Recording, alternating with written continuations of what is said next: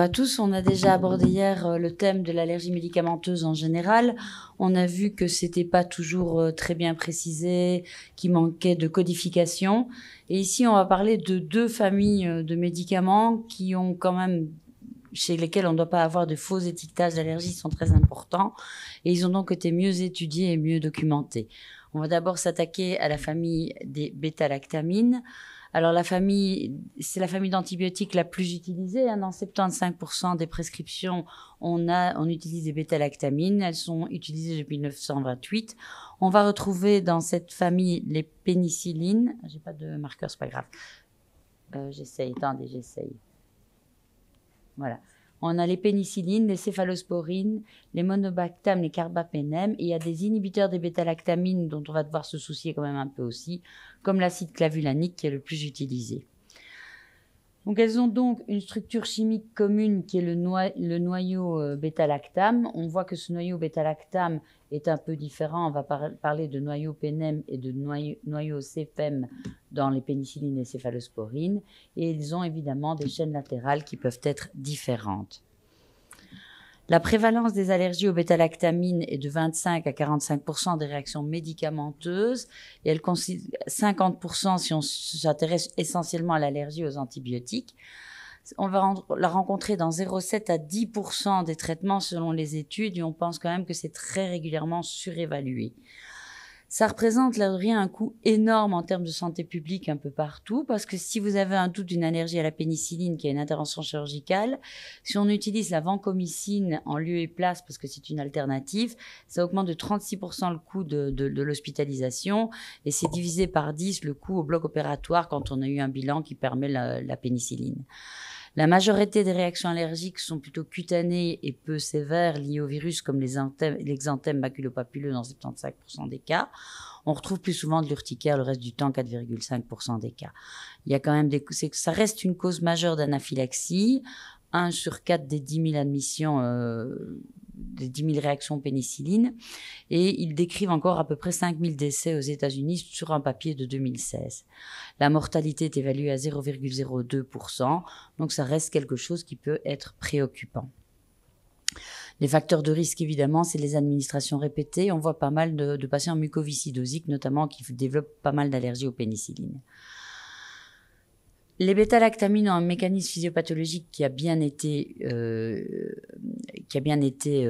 étudié.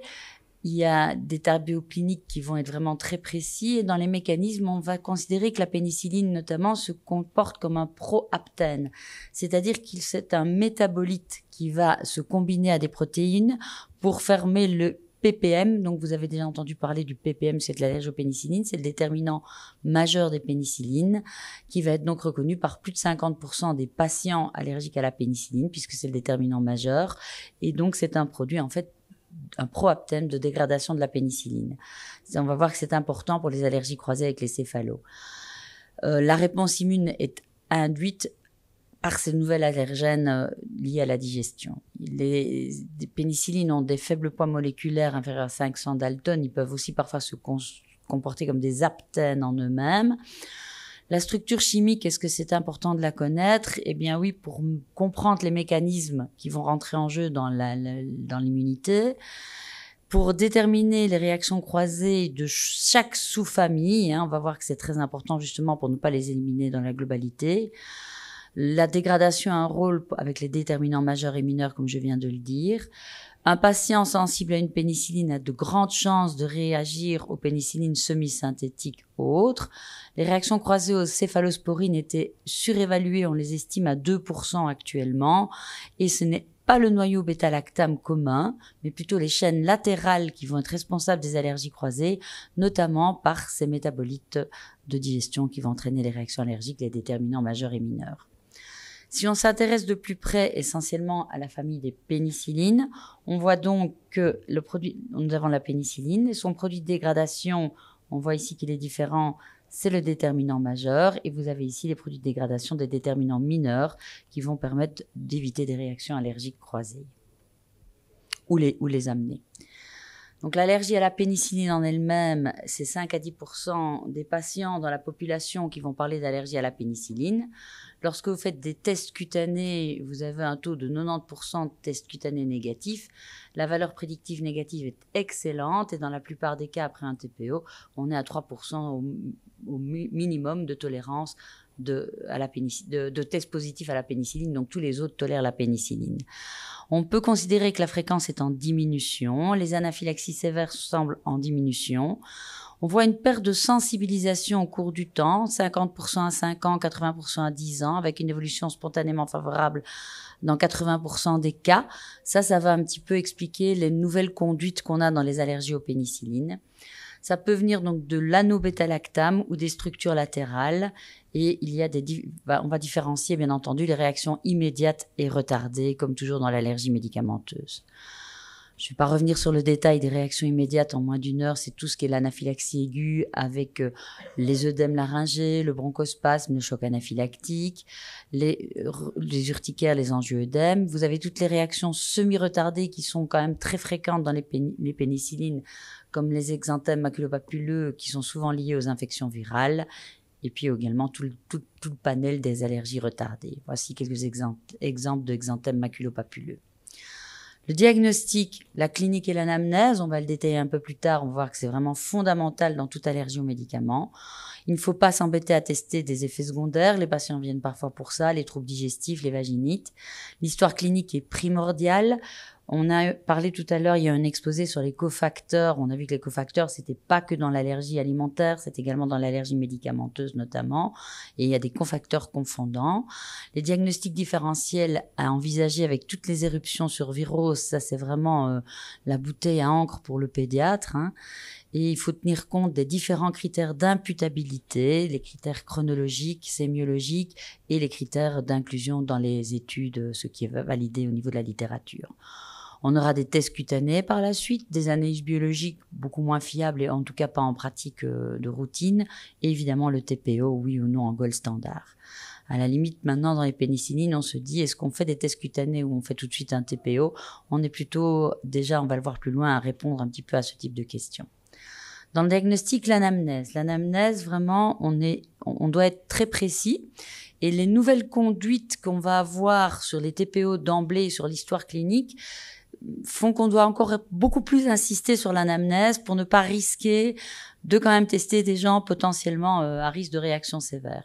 Donc on va avoir dans l'anamnèse tous les signes sémiologiques et les localisations des symptômes, un prurite isolé jusqu'à des décollements bulleux, un malaise, une hypotension. On va essayer de classer selon les classifications, soit de Müller-Héring et de Messner qui est plus utilisé.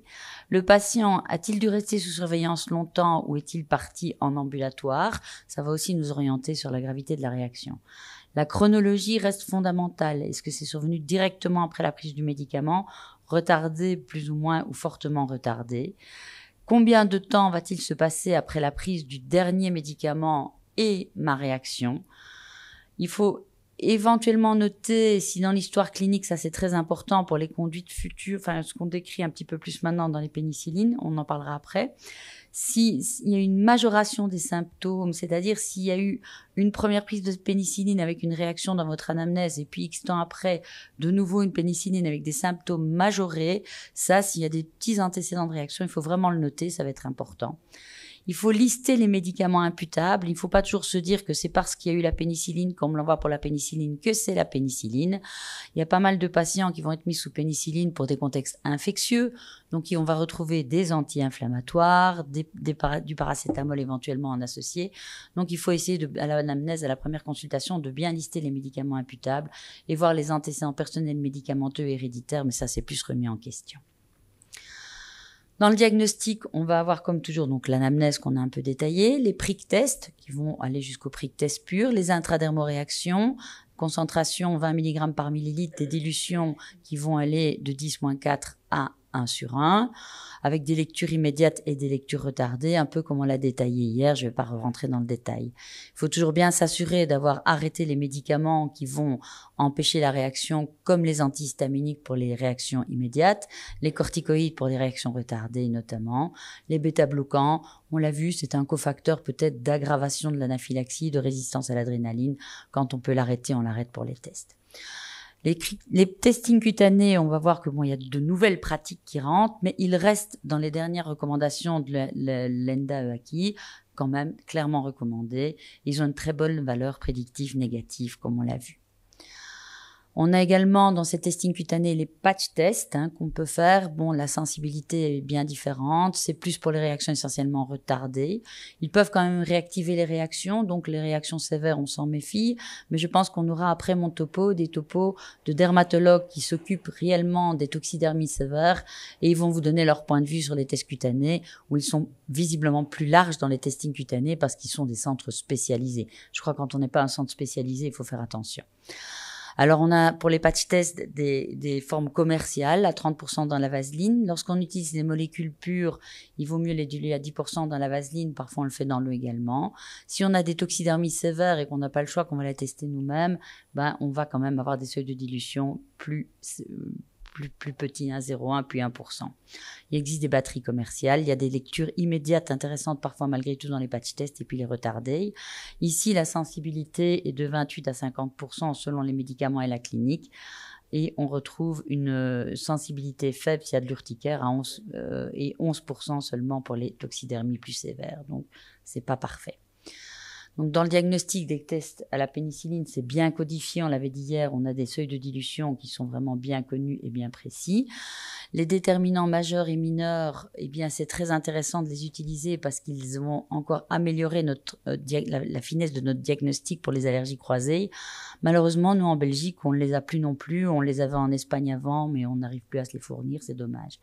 Un tout petit mot pour l'acide clavulanique. Il y a encore un papier de l'école de Lyon en 2024 et j'ai trouvé un papier de Rabat. Je ne sais plus bien lire le nom de S. Aminou et Marie, voilà, qui ont fait un papier. Donc, j'ai mis les deux papiers. Donc, l'allergie à l'acide clavulanique, il est rare. À Lyon, ils recommandent de tester, lorsqu'on a une suspicion de ça, exclusivement l'augmentin et l'amoxicilline en cas de suspicion d'allergie à l'augmentin pour ne pas méconnaître cette allergie. Et dans leur papier, ils confirmaient que plutôt de faire un test de provocation orale à l'amoxicilline acide clavulanique pour prouver l'allergie et de faire un test de tolérance à l'amoxicilline pour prouver la tolérance à l'amoxicilline.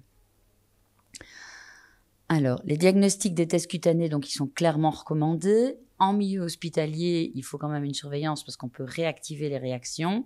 Et on est parfois surpris. Moi, la semaine passée, je triche parfois un peu. De temps en temps, je fais pas les prick tests. Je me dis, elle a réagi à 30 ans. On a vu que ça partait avec le temps. Elle a réagi à 30 ans. Elle a fait une réaction cutanée. Quand j'ai pas d'assistant ou de stagiaire, je zappe parfois les prick tests. Là, heureusement, j'avais un stagiaire, un assistant, médico-légalement parlant. Prick test négatif, intradermoréaction 10-3.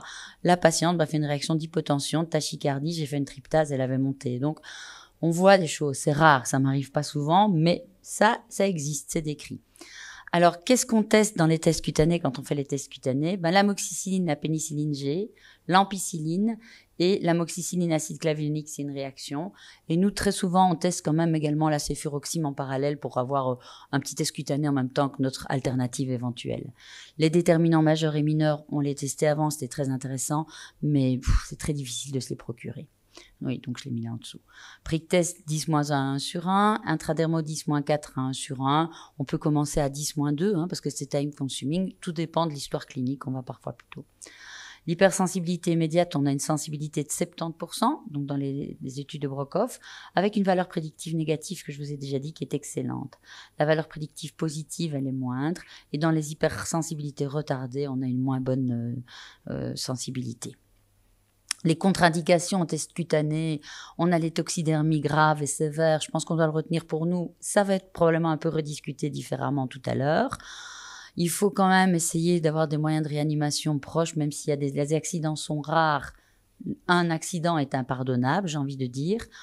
Nous, on est obligé de faire des consentements éclairés, je vous l'ai dit, la grossesse, sauf besoin majeur du médicament, les bêta-bloquants, comme on avait vu. Il y a des diagnostics in vitro. Quelqu'un me posait la question des IgE, des immunocaps. L'utilisation est limitée parce que c'est disponible essentiellement, en fait, ce qu'on teste, c'est essentiellement les déterminants majeurs, donc on va passer à côté des déterminants mineurs. On a une chute rapide en l'absence de nouveaux contacts et il y a des risques de faux positifs si vous avez un patient avec vraiment un taux d'IgE majeur et des faux négatifs dans les cas d'hyper-IgG. Test d'activation des basophiles a quand même bien validé dans des centres d'expertise pour les pénicillines et les contrastes, on le verra. Maintenant, on ne l'a pas en routine. Et la cytométrie de flux, bon, c'est pas très parlant. Le diagnostic, le TPO, il est à envisager malgré tout, malgré une sensibilité qui est loin d'être 100%. Éventuellement, les protocoles de TPO sont de plus en plus discutés. On donne plusieurs doses, une seule dose.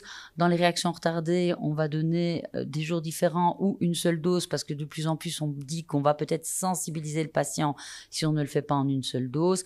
Et j'ai envie de dire que dans la littérature, on va dans 50-50, les gens se discutent un peu ce qu'ils font. Les dermatos sont pas toujours d'accord entre eux là-dessus dans les retardés. On va donner, de toute façon, si c'est une dose croissante, on va aller jusqu'à la dose thérapeutique. Et la sensibilisation, on a vu, elle pouvait évaluer au cours du temps.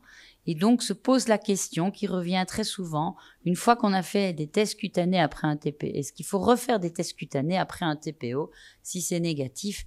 Et là, c'est très time consuming. C'est vrai que c'est décrit, mais ça ne se fait pas toujours. Dans les réactions retardées, prudence, ne faire que si la molécule est indispensable pour le patient. Ici, c'est Annick Barbeau, elle fait des montées de doses progressives, d'autres des montées de doses en une seule prise. Contre-indication des TPO, je passe pour les toxidermies sévères, les contre-indications usuelles, les maladies cardiovasculaires, les bêta-bloquants. Alors ici, dans la pénicilline, ça a quand même bien... On a d'autres choses. Je suppose que vous avez peut-être entendu parler de la règle de décision PENFAST. Donc ça, c'est une cohorte de 622 patients qui ont été testés des allergiques à la pénicilline prouvées, de 2 sites australiens principaux. Il y a eu 3 cohortes. Elles ont été soumises, après des tests positifs, à une validation d'un questionnaire. Le questionnaire est plus que simplifié. C'est pour ça que je pense que si on utilise ce questionnaire, qui a priori, on va voir, semble validé par quand même de grandes cohortes, il faut vraiment avoir une anamnèse parfaite avant, je pense, pour ne pas prendre des risques inutiles. Donc là, il y a 3 questions, c'est très simple. L'allergie à la pénicilline, il y a 5 ans ou moins depuis la réaction ou un intervalle inconnu. S'il y a moins de 5 ans, c'est 2 points, plus de 5 ans, c'est 0 points. Une anaphylaxie ou un angioœdème, ça va valoir 2 points. Et c'est là que c'est un petit peu... il faut faire attention, une réaction cutanée grave, c'est 2 points. Or, c'est un score qui est validé dans les réactions anaphylactiques immédiates, pas retardées, c'est différent. Et un traitement a-t-il été nécessaire pour l'épisode allergique ou non, ou est-ce qu'on a attendu simplement que ça passe? Voilà. On va avoir un score de 0 qui va donner un très faible risque, un score de 1 ou 2, un risque faible, un risque modéré à 3, un risque de 4 ou 5, un risque élevé. Et PENFAST a été validé dans une cohorte européenne de patients qui signalaient une allergie à l'amoxicilline et il semblerait qu'il puisse être utilisé par les cliniciens non formés même en allergologie, donc voilà, dangereux par rapport à l'anamnèse comme on disait, pour estimer le risque chez les patients de diverses populations. C'est vrai que l'allergie aux pénicillines, c'est quand même un problème pour tous nos confrères, parce que parfois, vous avez des patients qui arrivent, ils savent pas les traiter, c'est compliqué. Et donc, ici, on récapitule effectivement, une fois ce score PENFAST, un risque léger, on va directement faire un pénicilline challenge en dessous de 2, en dessous égal à 2, pas de réaction. Une réaction, il est allergique à la pénicilline. 3 ou plus haut, des risques modérés, là on va quand même faire des tests cutanés, suivi d'un TPO, et si c'est négatif, donc ça c'est le reste est usuel. Mais donc ça va quand même nous éliminer bon nombre de tests cutanés a priori. Ça a été encore validé, ce score PENFAST, dans l'étude PALAS. C'est une étude randomisée qui a été réalisée au Canada, avec répondre à la question. Les patients étaient pris au hasard, assignés au hasard pour un test de provocation orale directe à la pénicilline, soit un bras qui avait des tests cutanés à la pénicilline, suivi d'un test de provocation orale à la pénicilline, confronté au score PENFAST. Et dans cet essai clinique, la provocation orale directe à la pénicilline chez les patients est à faible risque, n'était pas inférieure par rapport au test cutané standard suivi d'une provocation orale. Donc dans les patients à faible risque, apparemment c'est Secure. Chez les patients ayant des antécédents à faible risque, la provocation directe à la pénicilline est une procédure pour faciliter, et on parle de plus en plus de ça dans les pénicillines, plutôt que de prouver l'allergie à la pénicilline, on essaye de retirer cette fameuse étiquette d'allergie à la pénicilline qui embête tous nos collègues. Ici, c'est encore une étude française qui a validé le score PENFAST. Ses conclusions vont encore dans le même sens. Des études ont montré la sécurité des tests de provocation directe chez les patients à faible risque évalués selon PENFAST. Intérêt pour identifier et l'exploration des allergies à pénicilline pourrait être optimisée pour les patients à faible risque. Chez l'enfant, ça se fait depuis plus souvent. Les pédiatres vont quand même plus vite. Les patients à faible risque, on estime qu'ils peuvent represcrire. Malgré tout, il y a souvent une observation d'1 heure en mi-hospitalier qui est consignée pour la première prise. Si on a une anamnèse qui soupçonne vraiment une allergie IgE à la pénicilline, je pense que c'est quand même mieux de référer à un allergologue pédiatrique. Donc, toute l'importance de l'anamnèse, on n'y insistera jamais assez. Il faut éviter de prescrire des céphalosporines et chaînes latérales semblables, on verra pourquoi plus loin. Alors, il y a des réactions graves, indésirables, systémiques ou cutanées. Là, évidemment, on va être plus prudent. Et une chose, comme on l'a vu finalement pour le poisson, tout est remis toujours en question, on en dit. Le poisson, on disait que ça restait toujours. Les pénicillines, il faut réévaluer les enfants parce qu'au bout de 5 ans, ils pourraient être débarrassés de cette allergie. Débarrassés, wash out des IgE, on va les resensibiliser en testant. C'est pas très clair. Un test TPE négatif, la prescription est autorisée. S'il est positif, eh bien, on va pouvoir faire parfois dans les types, on est dans les réactions immédiates, pas la retarder, des protocoles de désensibilisation d'accoutumance. Donc, nous, on a fait un tableau Excel qu'on trouve très bien fait pour tous les médicaments. On met la dose qui est là, elle nous calcule toutes les 15 minutes les perfusions qu'on doit faire. Donc, nous, on fait par là. Les contre-indications, ce sont les toxidermies sévères, les femmes enceintes, les infections à l'asthme non contrôlé.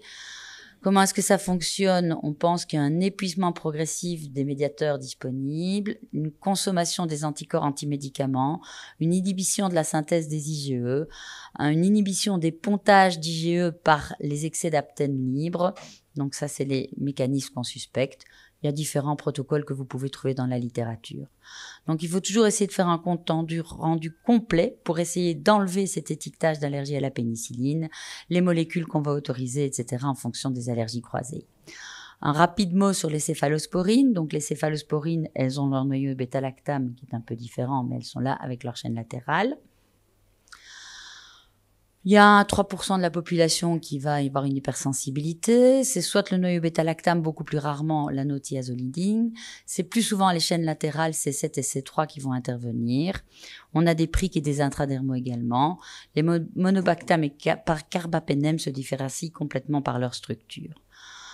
Il y a des réactions immédiates ou retardées possibles, comme dans tous les médicaments. S'il y a des antécédents d'allergie à la pénicilline, on peut tester les céphalosporines ou, à l'anamnèse, évaluer le risque de réaction et peut-être réintroduire les céphalosporines qui sont moins connues pour croiser avec telle ou telle classe de pénicilline. On va voir les tableaux qui sont sortis plus loin, les priques, les intradermaux comme toujours, les patch stains, les challenges et le labo. Alors, on a surtout trois générations, 4 de céphalosporines.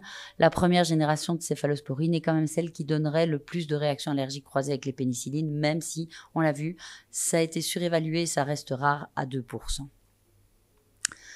Alors, on a également la famille des bêta-lactames avec les carbapénem et les monobactam. Le carbapénem a un noyau bêta-lactame commun avec les pénicillines, les céphalosporines, mais les allergies croisées sont rares. Il y a une faible réaction qui a été décrite dans la littérature et les monobactam possèdent également un noyau bêta-lactame avec des probabilités de réaction s'il y a des antécédents d'allergie à la pénicilline. Ils ont des chaînes latérales communes avec la ceftazidime en cas de réaction croisée décrite. Ça peut déjà se retenir ici. Alors, les allergies croisées, pénicilline, céphalosporine. La réactivité croisée varie, le noyau bêta-lactame commun, mais l'immunogénicité est différente. Les métabolites de la dégradation ne sont pas les mêmes. Les déterminants majeurs, mineurs ne sont pas les mêmes. Ils n'ont pas de similarité, c'est mal tapé, structurelle avec le benzylpénicilloïl qui est le déterminant majeur. Ça a été surestimé, c'était évalué à 10%, on tape à 0,5-2% de réactions croisées dans les études actuelles. Les pénèmes donnent moins de 1% de réactions croisées et les monobactam très peu, voire pas, sauf on a vu pour la céphalosporine. Les réactions croisées entre les céphalosporines et céphalosporine-pénicilline sont en général dépendantes de leur chaîne latérale. La fréquence des réactions croisées entre les bêta-lactamines varie. On parle parfois de 100% si on a pu mettre en évidence que c'était le noyau commun qui était en cause de la réaction allergique. Et donc, on va avoir des tests cutanés positifs pénicilline. Les réactions céphalosporine, dans 2, 3, 4% des cas, seront positifs si on fait le TPO. Et s'il y a des tests cutanés positifs aux céphalosporines, là, on retrouve parfois 25% quand même d'allergie à la pénicilline. Donc, ce n'est pas réversible parfaitement dans les deux sens. Alors là ici, on l'a dit, 5% des sujets allergiques aux pénicillines ont des résultats positifs, aux céphalos ont des résultats aux pénicillines. On a également encore les taux de pourcentage d'allergie qui sont faibles, mais ici dans cette étude, mais qui date de 2010, c'est une vieille étude, eux ils estimaient qu'il fallait quand même faire des tests cutanés avant, mais vous voyez tout ça est rediscuté dans la littérature sur les tests cutanés. Les structures des bêta-lactamines, c'est important de les connaître puisqu'on a vu que c'était les chaînes latérales qui entraînaient l'anaphylaxie. On voit ici le noyau commun et on voit ici le cycle qui est 6 côtés et 5 côtés dans les céphalos 5 pour les pénicillines. Et sur les chaînes latérales, on a quand même des grands classiques d'allergie croisée. L'amoxicilline a une grande similitude avec la céphadroxyl, la ceftazidime par exemple. La ceftatrizine, pardon. Les tableaux d'équivalence d'allergie croisée commencent à être bien largement documentés. Ici, c'était en 2010, je pense. On avait un premier tableau qui sortait. Le tableau a été réactualisé encore, notamment ici un tableau en 2014. Et on va parler des groupes de pénicilline céphalosporine. Et je crois que quand on travaille dans l'allergie médicamenteuse, il faut vraiment essayer d'intégrer tout ça pour donner les alternatives. De plus en plus, vu le temps que ça prend, il y a des algorithmes, vous allez les trouver partout sur Internet, de mise au point qui dépendent du score PENFAST, comme on l'a vu, pour déterminer en fonction du risque si je redonne directement une alternative sans test cutané ou pas. Si j'évite complètement, on voit toujours que c'est les réactions plutôt avec les C très sévères ou les toxidermies sévères qu'on ne va pas tester.